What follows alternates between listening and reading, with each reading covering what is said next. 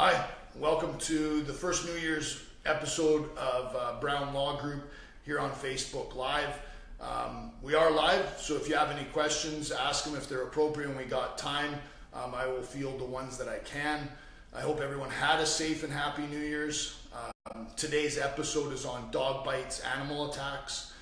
So typically when this happens, and I see it quite often in my practice, is someone's over at a friend's house or a relative's house, or they're just out on a walk and a loose dog catches them and bites them or attacks them, and people a lot of times don't know what to do. They obviously know to get immediate medical attention, but what are the other steps when this happens to you, a friend, a relative, or a loved one?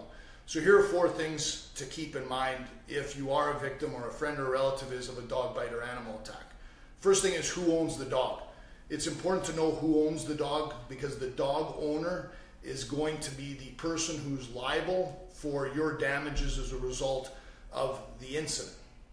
Number 2 is insurance. So the person who owns the dog, if they own a home or they rent a house, then that insurance carrier will be the one that reviews the claim and pays out the claim. And this is important because a lot of times when these happens, like I've said, it's at a friend's house or a relative's house, and then the people don't want to make a claim against their friend or relative because it's an awkward situation. But this is why we have insurance. And again, if they own a home or they rent a home, they typically will have insurance, and that's going to who reviews the claim and pays out the claim. Third is medical attention. As always, when you have suffered an injury as a result of a dog bite or negligence of another, you want to go and get immediate medical attention. Particularly with a dog bite or animal bite, because you can be susceptible to an infection, and you got to make sure that all those shots are kept up to date. Number 4, scar. So unfortunately, a lot of times when you're the victim of a dog bite or attack, it can result in a scar, whether it's on your face or another part of your body. And it's important to get that scar healed and then reviewed by a plastic surgeon. And that plastic surgeon is going to provide an opinion on how much and when it may be appropriate to revise that scar. Revising the scar is simply trying to make the scar look less visible.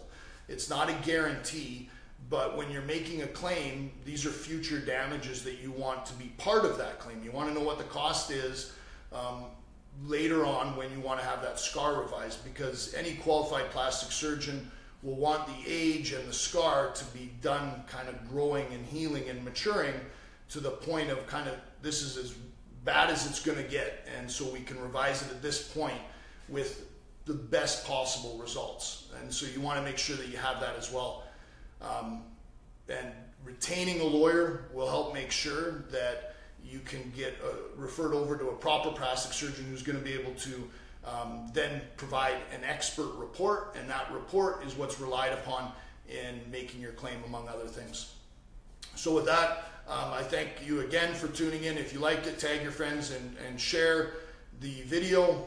Next week, January 12th at 11 a.m., we're going to be going over everyone's New Year's resolutions. Make sure everyone's still on track, who's fallen off the wagon already.